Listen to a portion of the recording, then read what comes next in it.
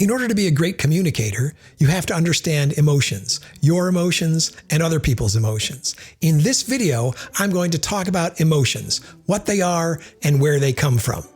Hi everybody, I'm Bruce Lambert from How Communication Works. This is a channel where I teach you about communication skills so you can improve your relationships, succeed at work, and be more confident. There are many theories of emotion in modern social science. The one I want to talk about today is Richard Lazarus's cognitive theory of emotions from his book Emotion and Adaptation, which sees emotions as a kind of adaptive response.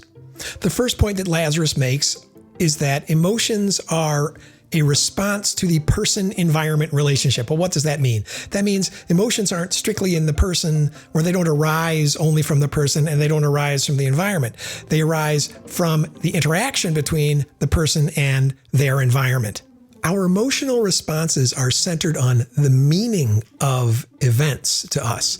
So that means the same event can have different meaning to different people in the same situation, and therefore they have a different emotional response to it. Anything that has meaning, anything in the past, in the present, in the future, in the current environment, can give rise to these meanings, which then cause us to have an emotional response. One of the major contributions of a cognitive theory of emotions is the idea of appraisal. That's what makes it a cognitive theory, because we don't just feel our feelings.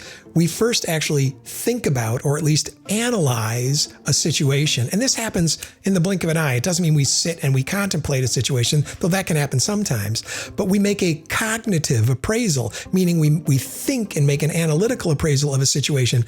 And it's the result of those appraisals that produce our emotional response. So we have an event in the environment, then we make an appraisal or a judgment about it, and that judgment results in an emotional response. Any perceived harm, threat, or benefit in the environment can potentially provoke an emotional response. Lazarus and his colleagues talk about two kinds of appraisals. The first is what they call a primary appraisal, and the second is what they call a secondary appraisal. So the primary appraisal just has to do with whether a given event in our environment, in our surroundings, is even relevant to us, and especially whether it's relevant to our well-being. So let's imagine we're standing on a street corner and we see a car coming. Okay, the first thing that we're going to do is make a primary appraisal, and that is, does this car coming represent any threat of harm or risk or benefit to us? That's the primary appraisal. Is it relevant to us in some way? If we're standing on the street corner and we see a car coming and we don't recognize the car or the person in it, and we're not expecting anyone, and the car doesn't look like it's going to run into us, then we don't have any emotional response to the car because it doesn't seem in any way relevant to our well-being. So that's the primary appraisal. Now we can imagine a different appraisal of the same circumstance. If that car is coming and it's coming at a high rate of speed and it's headed right for us, then the primary appraisal is that it's relevant to our well-being, and we're probably going to go into the secondary appraisal and have some emotional response to that. Similarly, if the car is coming and we recognize the car and it's our friend who we've been waiting for and we haven't seen them in a long time, we're going to have another primary appraisal, which is that, yes, this event is relevant to our well-being, and we'll process a secondary appraisal and then have some emotional response. There's one other aspect of primary appraisals which is important, and that is, in the primary appraisal, we don't just assess whether the event is relevant to our well-being, but we make an assessment of whether the event is consistent with our goals or inconsistent with our goals. And this assessment will obviously have an influence on our emotional response to it. The secondary appraisal itself has 4 parts. So the first part of the secondary appraisal, I know that gets a little confusing, is an assessment of accountability. So this event happens in our environment, and we make an assessment of basically who's to blame. Is this an event that just happened by chance? So we might be walking down the street and, someone bumps into us and spills a drink on us. And we just assess, we didn't like that, obviously. We're not going to have a great positive emotional response to it. But in terms of accountability, we assess it was by chance, it was by accident.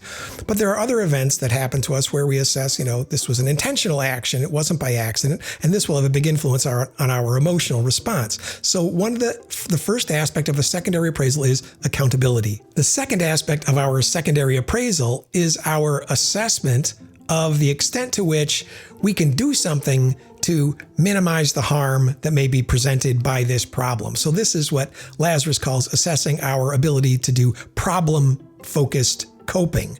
So this is, can we take practical steps to get out of the way of the oncoming car? So that's problem-focused appraisal, and that's the second part of our secondary appraisal.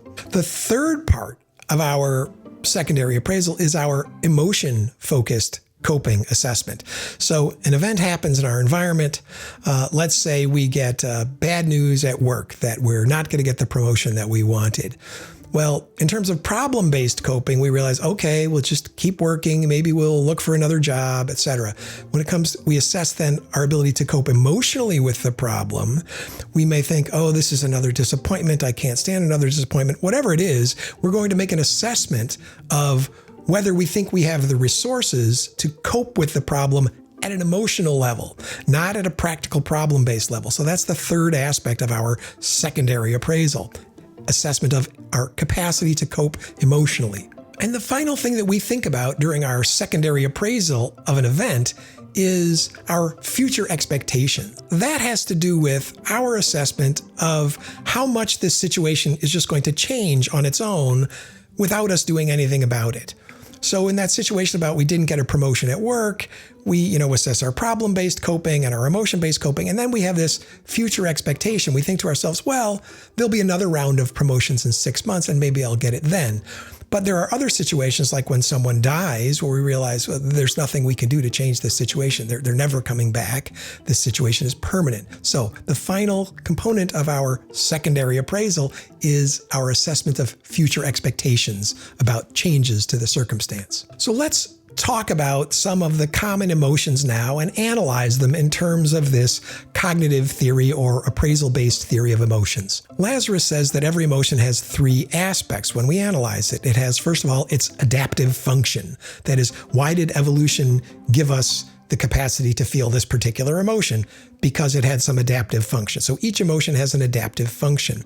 Each emotion also has a core theme, and each emotion has the content of the appraisal that we just talked about.